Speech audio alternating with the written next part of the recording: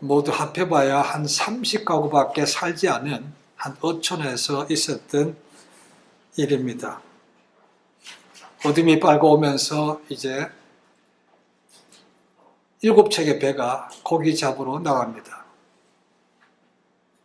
마음이 설레죠. 고기 잡으러 나가는 거니까 오늘 또 풍성하게 잡아서 돌아오야지, 그런 기대를 가지고 나갑니다. 그런데 이상하게도 사람들 마음속에 뭔가 불안한 것이 있더라는 것입니다. 딱 뭔가 꼬집어서 말할 수 없지만 그 마음에 불안한 것이 있더라는 거죠. 그렇지만 하루 벌어서 하루 먹고 사는 사람들, 나가야 되는 거죠.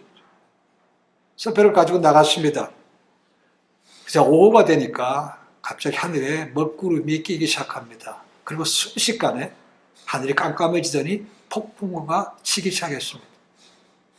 오랫동안 뱃사람의 경험이 있지만 이게 나는 제자들처럼 정신을 못 차리는 겁니다. 이러다 정말 죽는 게 아닌가. 그래서 풍랑에 이리 지르고 저리 쓸리는 것입니다.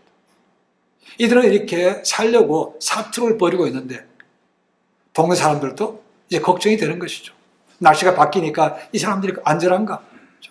다 남편들 보내고 아버지를 보낸 사람들이죠. 불안한 겁니다. 그렇게 모여서 기도하고 있습니다. 근데 설상가상으로 그 마을에 원인을 알 수 없는 불이 생겼다는 것입니다. 그 섬의 기둥 같은 아버지들은, 힘 있는 사람들은 다 떠나고 없습니다. 그렇죠? 남은 사람들은 노인네와 자녀와 부인들밖에 없습니다. 그러니까 불 끄는데도 힘이 드는 것이죠. 그러니까 할 수 없이 그 마을에 거의 전소되다시피 했다는 겁니다. 날씨도 그렇죠. 그러니까 비가 오니까 그나마 빨리 꺼진 것이죠. 탄식이 그냥 절로 나옵니다. 이거 어떻게 해요? 고기 잡으러 나갔던 남편들도 어떻게 할지 모릅니다. 그렇죠? 그러니까 할 수 있는 것은 기도밖에 없다는 거죠. 그리고 밤이 됐습니다. 아직 배가 돌아오지 않는다는 거죠. 지금 계속 기도합니다. 게다가 거의 새벽이 돼서야 배가 들어오더라는 겁니다. 배가 들어온다. 그 얼마나 기쁨 소리겠습니까? 그리고 서로 부둥켜 안고 감사합니다. 그렇죠? 그러면서 오늘 그 마을에서 있었던 나간 남편들은 모르죠. 그렇죠? 말했던 불난 것에 대해서 얘기했다는 겁니다. 그랬더니 그 중에 한 사람이 그러더라는 거죠. 불난 것에 대해서 감사하오. 우리가 깜깜한 바다에서 방향이 어딘지 알지 못하고 이렇게 하고 있을 때 그 환한 불빛을 보고 배를 몰아서 왔다는 겁니다. 그래서 살았다는 겁니다. 참 기가 막힌 거죠. 그렇죠? 한쪽에서는 불이 나서 다 타버렸습니다. 근데 그 불 때문에 나갔던 이 고기배는 7배는 다 그대로 들어왔다는 거죠. 이 인생이 때로는 그렇습니다. 그렇죠?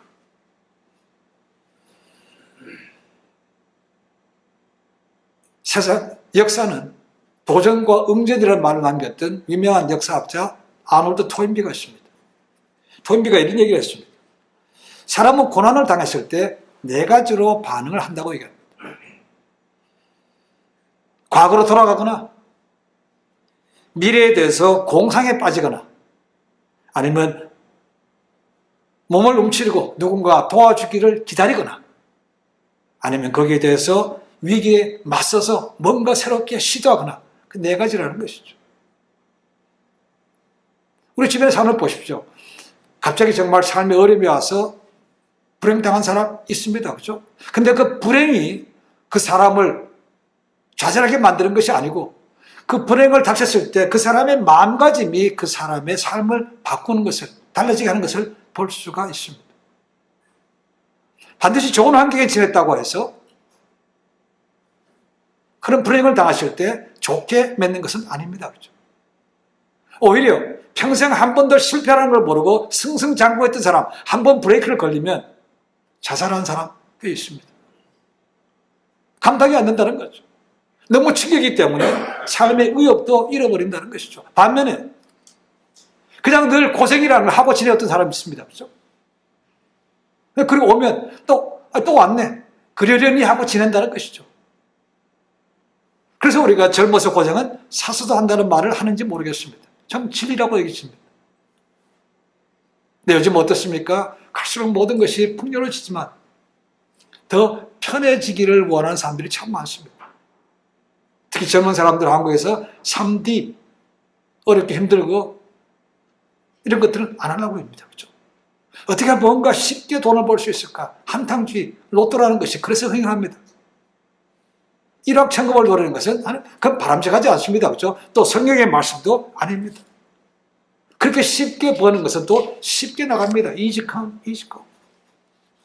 이것이 삶의 진리인데 그걸 깨닫지 못한다는 거죠. 아마도 부모님을 통해서 많이 들었을 겁니다. 그렇죠? 근데 본인이 받아들이지 못하는 거죠. 나는 안 그럴 거야. 그러다 다 하고 나면 그때서야 교훈을 또 느끼는 것이죠. 어느 부모님이 자녀가 늘 불행하게 잘 못 살게 사는 것을 바라겠습니까? 부모님이 할 수만 있다면 자식들을 도와주고 싶고 빚을 내서라도 그들을 도와주고 싶은 겁니다. 그렇죠?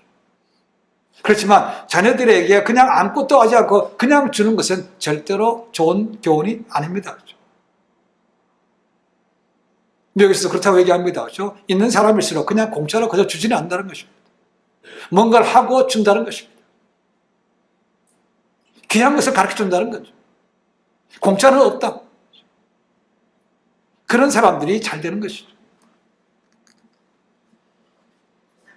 부모님의 가르침이나 우리 주님의 가르침 다르지 않습니다. 그렇죠?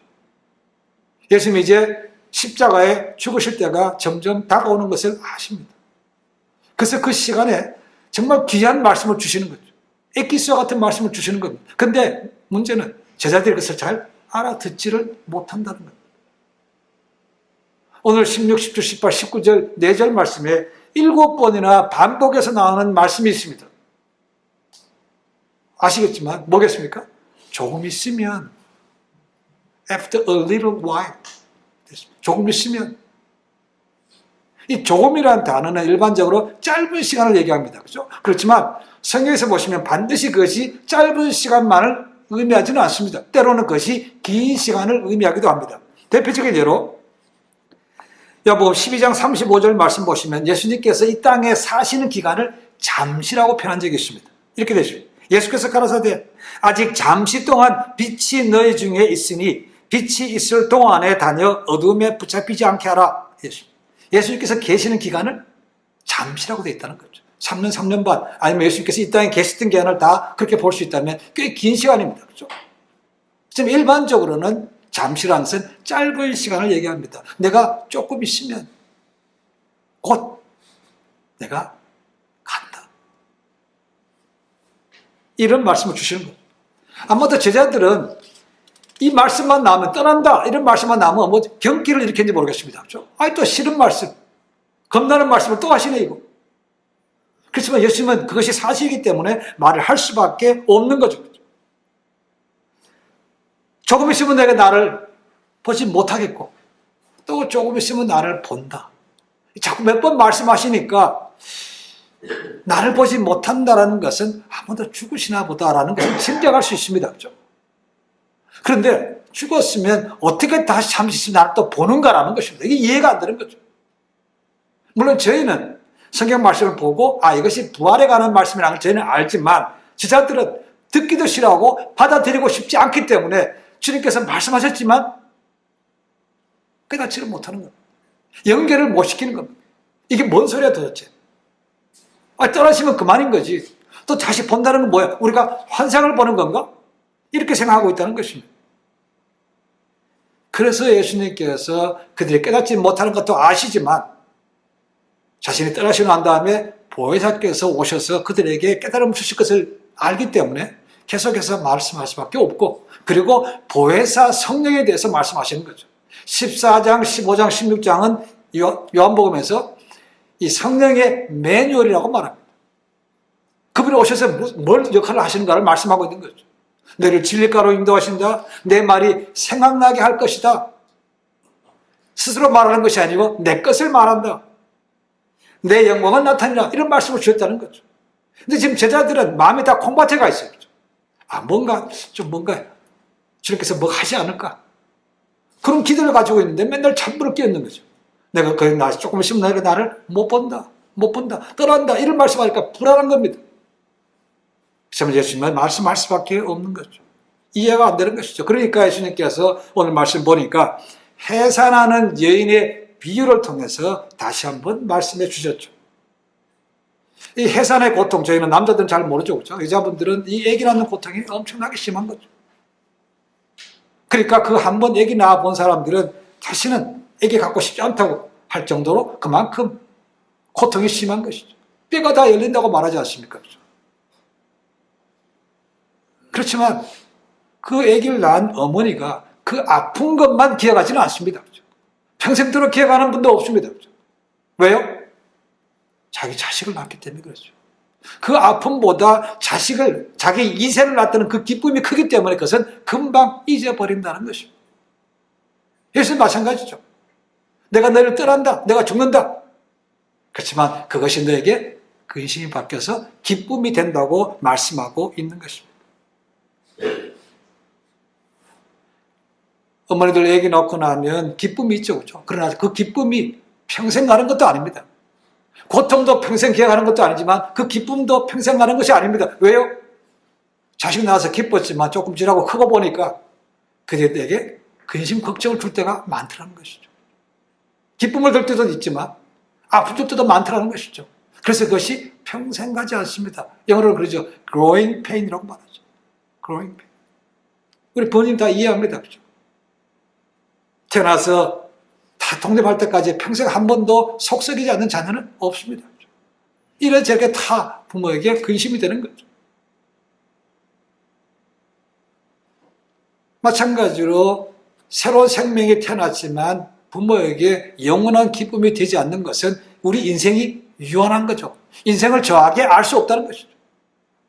부모는 다 잘 되기를 바라지만 꼭 그렇지는 않습니다. 그렇죠? 그리고 언젠가는 또 죽어야 되는 거 아닙니까? 떠나가야 되는 것이죠.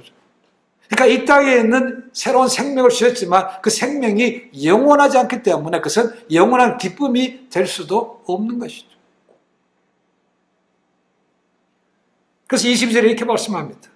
지금은 너희가 근심하나 내가 너희를 보리니 너희 마음이 기쁠 것이요 너희 기쁨을 빼앗을 자가 없다 말씀하십니다. 떠나는 것은 제자들에게 믿고 싶지 않은, 받아들이고 싶지 않은, 있어서는 안 되는 그런 일이 분명합니다. 그렇죠? 근데 주님께서 말씀하십니다.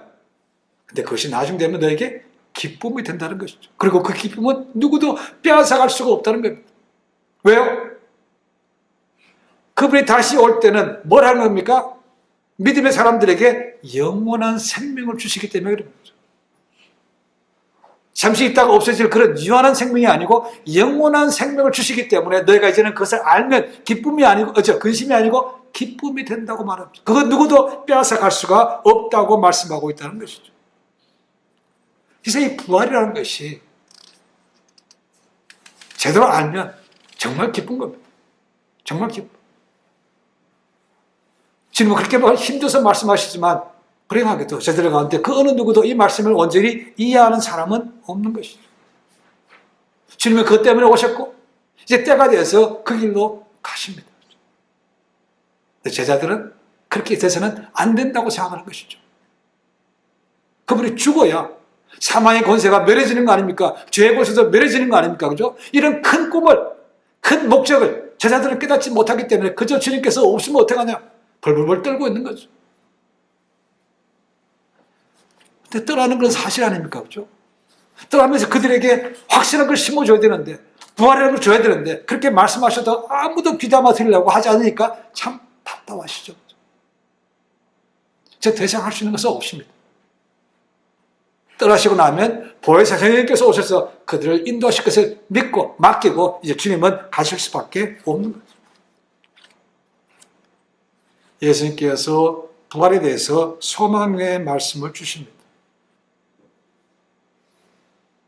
제자들에게 어쩌면 그 당시에는 그 말씀이 소망이 안 됩니다. 그렇죠? 긴가민가 의심도 생기고 불안합니다. 그렇죠? 정말 떠나시고 나면 우리는 어떻게 될 것인가? 그게 답답한 거죠. 지금까지는 예수님께서 모든 걸 다 해줬습니다. 그렇죠? 어려움이 생기거나 먹을 것이 없거나 뭐 하면 주님께서 다 해결해 주셨어요. 근데 저분이 떠나시고 나면 과연 우리가 할 수 있을까? 답답한 겁니다. 그렇지만 그들에게 줄 수 있는 소망은 뭡니까? 부활밖에 없습니다. 내가 잠시 후에 너를 떠나가지만 잠시 후에 다시 본다. 그 말을 하셨지만 그들은 깨닫지 못합니다. 언젠가 프랑스에서 여론조사를 했습니다. 소망에 대해서, 희망에 대해서. 응답자들 가운데 89%가 10명 가운데 9명이 이렇게 대답했다고 합니다. 희망을 가지고 살아가기 위해서는 무엇인가가 필요한데 아직 그것을 찾지 못했다. 당연히 희망이라는 게 내가 뭐가 앞으로 뭐가 된다는 그게 있어야 되는데 그게 뭔지 확실하게 못 찾았다는 것. 바꿔 얘기하면 내가 뭔가 그런 것을 찾으면 내 목숨을 건다는 것. 내 삶에 올인 할 수 있다는 겁니다. 근데 그걸 못 찾았다.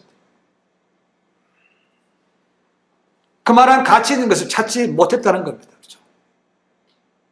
그러니까 우리 사는 세상 뭔가 사람들 다 열심히 일하는 것 같아요. 그렇죠? 아침부터 막 부지런히 일합니다. 밤늦게 가지고 운동도 하고 뭐 공부도 하고 그럽니다. 그렇죠? 근데 실상을 가만히 보니까 그 마음속이 많이 비어있더라는 거죠. 많이 비어있더라는 거죠. 그래서 뭔가 더 채우려고도 하지만 잠시 그것도 지나고 나면 또다시 계속해서 도전과 걱정과 경쟁 속에서 살아남아야 된다는 그런 불안감이 훨씬 더 많다는 것입니다. 그래서 실제로는 절망 가운데 사는 사람들이 많다고 얘기합니다. 우리가 잘 아는 사람 가운데 신은 죽었다고 말한 사람이 있습니다. 그렇죠? 니체입니다. 니체. 근데 니체가요, 이런 말도 남겼습니다. 왜 사는지를 아는 사람은 어떤 고난도 이겨낼 수 있다. 인생에 분명한 목적이 있는 사람은 뭡니까? 확실한 목적이 있는 사람은 싸워서 극복해서 나갈 수 있다는 겁니다. 한번 실패했다고 그냥 주지 않고 절망하는 것이 아니고 또다시 도전 계속해서 도전할 수 있다는 것입니다. 헤쳐나갈 수 있다는 겁니다. 마찬가지로 예수를 믿는 사람들도 당연히 이 땅에 사는 동안 분명히 어려움 당합니다. 그렇죠? 그럴 때 소망이라는 것이 있으면, 부활이라는 것이 있으면, 그리고 성령님께서 인도하신다고 믿으면 일어서서 앞으로 나갈 수 있다는 겁니다. 끝이 아닌 거죠. 그렇죠? 죽을 수 있습니다. 근데 그 죽음마저도 끝이 아니라는 것입니다. 분명히 성령 예수님께서 말씀하셨죠. 성령이 오시면 너희를 건져주신다는 겁니다. 심지어 너희가 무슨 말을 할지 그 입술에 말씀도 주신다고 하지 않았습니까? 그렇죠? 그러니까 그런 소망을 확실하게 가지고 있다면 믿음 때문에 고난당하고 하더라도 그것을 능히 싸워서 헤쳐나갈 수 있다는 말입니다. 그래서 주님께서 부활에 말씀하시지만 소망을 주게 말씀하시지만 제자들은 제대로 알아듣지 못하는 거죠. 그러니까 소망은 가지고 살아야 됩니다. 어려울수록 힘들수록 소망을 가지고 살아야 됩니다. 그것이 없으면 정말 인생 비참하게 될 수밖에 없습니다. 숨을 쉬고 살아냈지만 영적으로는 죽어가고 있다는 거죠. 그래서 이렇게 얘기합니다. 인생에 있어서 가장 무서운 적은 뭔가 절망이라고 말합니다. 절망. 2차 대전 하면 기억나는 것이 아우슈비츠 대학살을 기억합니다. 그렇죠? 600만 명 정도, 많으면 650만 명 정도가 유대인들이 죽었다고 말합니다. 근데 그 가운데 살아남은 소수의 사람들이 있습니다.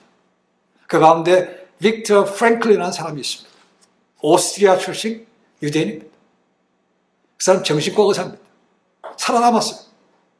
그리고 그 안에서의 경험을 통해서 유익한 책을 썼습니다. 그 책 제목이 죽음의 수용소에서라는 책입니다. 영어로 하면 이렇게 되어 있더라고 보니까 From Death Camp to Existentialism이라고 되어 있습니다. 살아남았다. 그게 책에 보면 이런 얘기가 나옵니다.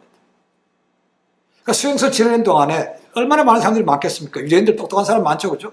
그래서 그중에 유명한 작곡가가 한 명 있다는 거죠. 근데 한 번은 그 작곡가가 이 프랭클린에 와서 이렇게 얘기하더라는 것입니다.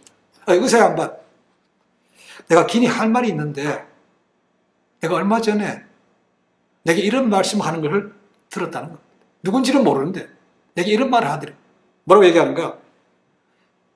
네가 알고 싶은 거 있으면 내가 다 물어라. 그럼 내가 알게 해줄게. 이렇게 얘기했다. 그래서 뭐라고 했습니까? 뭐라고 물어봤습니까? 물었대. 그랬다는 겁니다. 그래서 그 작곡가가 그랬다는 것이죠. 이 전쟁이 언제쯤 끝날 것 같습니까? 라고 물었다는 거죠. 그랬더니 그 사람이 이렇게 얘기하더래요. 1945년 3월 30일에 끝난다는 거예요. 그래서 이 사람이 그걸 반 동안에 얼굴이 그냥 확 핀 거죠. 야, 3월 30일에 끝난대. 그래서 프랭클린이 물었습니다. 그때 꿈을 꾼 때가 언제입니까? 한 달 정도 됐대. 그리고 그 얘기를 할 때가 3월 초였다고 말해요. 1945년 3월 초였대. 그러니까 불과 한 20일 지나고 나면 전쟁이 끝난다는 거 아닙니까? 그죠? 그러니까 그때까지 막 신나게 얼굴밭이 막 환하게 빛나면서 지냈다는 것이죠. 근데 시간이 지날수록 수용소 안에서 그런 징조가 전혀 안 보이더래요. 전쟁이 끝난다는 그런 들은 소식이라든가 아니면 그 군인들 분위기라든가 그런 걸 전혀 전쟁이 끝난다는 것을 볼 수가 없더래요. 그러니까 이 사람이 갑자기 얼굴이요 계속 나빠지는 겁니다. 어두워지는 겁니다. 게다가 사건이 뻥 터졌습니다. 3월 29일입니다. 이 사람이 갑자기 고열을 일으키면서 쓰러졌습니다. 그리고 깨어나지 못하고 사경을 헤매다가 결국 그날 죽었다는 겁니다. 그게 약속했던 30일이 내일입니다. 그죠? 근데 29일 날 죽었다는 거죠. 그래서 내린 결론이 원인이 뭔가? 발진티푸스가 원인이었다고 합니다. 발진티푸스. 그런데 이 의사였던 빅터 프랭클린은 나중에 책에서 이렇게 밝힙니다. 그 사람이 연구했던 결과는 그냥 단순하게 발진티푸스가 아니었다는 겁니다. 이렇게 기록하고 있습니다. 사람이 희망을 가지고 있을 때는 몸의 면역 기능이 활발하게 작동하기 때문에 발진티푸스 균이 몸에 들어와도 충분히 몸이 균을 억제할 수 있다. 그러나 작곡가의 경우 30일이 다 되어 가는데도 자기가 꿈에서 들은 예언이 성취될 가망이 전혀 보이지 않자 절망에 빠졌다. 이제는 도대체 무엇을 묻고 기다려야 하고 살 것인가 하는 생각이 들자 근심과 불안이 그 마음을 송두리째 사로잡고 말았다. 그러자 몸속에 있는 면역체의 기능이 완전히 힘을 잃어버려 발진티푸스 균을 억제하지 못하고 당하게 되었다. 30일 날 전쟁이 끝난다는 소망이 끊어지니까 모든 몸에 안에 영역이 다 약해졌다는 것이죠. 그래서 균이 들어오니까 그냥 죽었다는 겁니다. 그 말이 사실이라면 의사가 봤으니까 어느 정도 근거가 있는 얘기겠죠. 그렇죠? 정말 희망, 소망을 갖고 사는 것이 얼만큼 중요한가라는 것입니다. 예수님이 조금씩 떠나십니다. 그렇죠? 지금은 줄 수 있는 게 별로 없잖아요. 근데 주님께서 있는 가장 확실한 줄 수 있는 게 뭡니까? 그들의 소망되는 게 부활이라는 겁니다. 부활. 그리고 또 하나는 성령이라는 거죠. 그래서 14장, 15장, 10절에 부활이라는 것과 성령에 대해서 예수께서 그렇게 말씀하고 있습니다. 이러면 소망은요, 부활에 대한 소망은 우리의 생명과 직결된다고 볼 수 있습니다. 그게 끊어지면 끝나는 거죠. 어떻게 보면.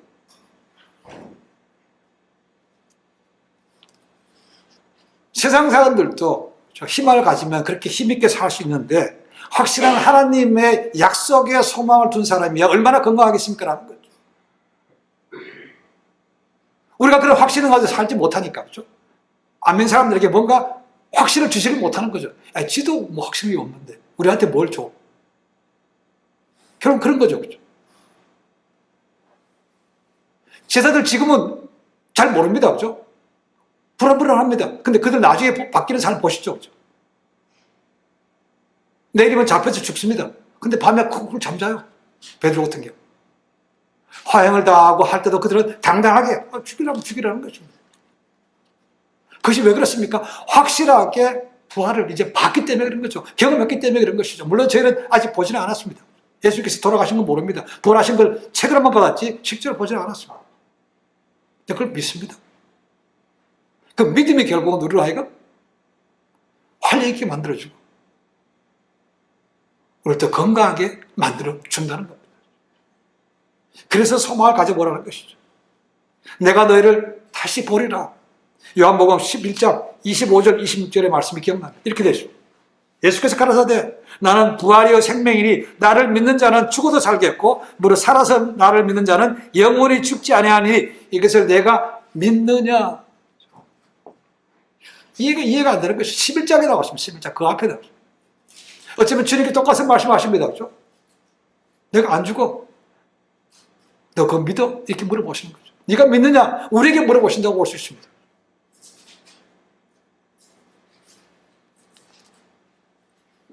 사람은 누구나 예외 없이 분명하게 죽습니다. 예수님께서는 그 죽음 너머에 영원한 세계가 있다는 것을, 영원한 생명이 있음을 오셔서 보여주시고 실제로 그렇게 증거하신 거죠. 그리고 가르쳐 주셨습니다. 그래서 보지 못했던 사람들 받아들이기 어렵죠. 저희도 마찬가지입니다. 그렇죠? 특히 성경을 우리 본 사람도 더 긴가민가 해지는데 성경 말씀을 보지 않은 사람들은 죽으면 끝나는 거 아닙니까? 그렇죠? 다 안 믿어지는 거죠. 그러니까 큰 소리 뻥뻥 치다가 나중에 죽을 때가 되면 불안, 겁나는 거죠. 두려운 것이죠. 얼굴이 나타납니다. 예수 믿는 사람들, 정말 그것을 믿는 사람들은 얼굴이 환합니다. 누구 얘기합니다. 장의사들 사람 얘기하는 거 보면 이 사람이 믿음이 있는가 없는가는 그 죽을 때 모습 보면 얼추 짐작할 수 있다는 겁니다. 공포에 찌든 사람, 두려움에 찌든 사람, 그런 반면에 얼굴이 환하게 밝은 사람. 부활의 소망을 믿으면 그렇게 되는 것이죠. 그래서 예수님께서는 성령을 믿고 얘기하고 계십니다. 그러니까 또 필요한 것은 뭡니까? 그걸 믿으려면 성령 충만이 필요한 것이죠. 성령을 가지고 있는 것만으로는 불안한 거죠. 성령으로 충만해야 그것이 아멘 되는 거죠. 아멘. 그 성령 충만을 하기 위해서 뭐가 필요하겠습니까? 하나님과 동행하는 것이 필요한 거죠. 주님과 동행. 물론 주님께서 우리 옆에 계신 건 아닙니다. 그렇죠? 그분이 떠나시고 나면 주어질 보혜사 성령님이 계시기 때문에 그분을 통해서 주님께서 우리와 함께 하시는 거죠. 그래서 우리가 믿을 때 우리의 소망이 확실해지는 것이고 부활도 믿어지는 거죠. 그럴 때 우리의 영육 간에 강건함이 임하는 것이죠. 면역력도 더 강해지는 것입니다. 예수 믿는 사람들은 죽어도 삽니다. 그렇다면 다시 주님을 만났을 때 부끄럽지 않도록 삶을 살아야 되는 거죠. 부활이 좋습니다. 그게 좋은 것이죠. 부활을 하려면 두 가지는 해야 됩니다. 하나는 그 앞에 섰을 때 부끄럽지 않은 삶을 살아야 되는 거죠. 열심히 살아야 되는 거 맞습니다. 그 앞에 가서 꾸지람 당하면 어떡할 겁니까? 나는 너를 도무지 모른다고 하면 어떡할 겁니까? 그죠? 그렇지 않게 당당하게 살아야 되는 것이죠. 또 하나는 부활의 소망이 있다면, 확실하다면 고난도 능히 이겨내야 된다는 겁니다. 성경 중에 성경이라고 말할 로마서 8장 17절 18절에 이런 말씀이 있습니다. 회복력으로 한번 읽어보겠습니다. 자녀들이라면 또한 상속자들 곧 하나님의 상속자들이여 그리스도와 함께하는 공동 상속자들입니다. 만일 참으로 그렇다면 우리는 그리스도와 함께 영광을 받기 위하여 그리스도와 함께 고난도 받아야 합니다. 나는 현재의 고난을 장차 우리에게 나타날 영광과 비교할 수 없는 것으로 여깁니다. 말은 좋습니다. 그렇죠? 자, 이걸 현실로 받아들이기 쉽지는 않습니다.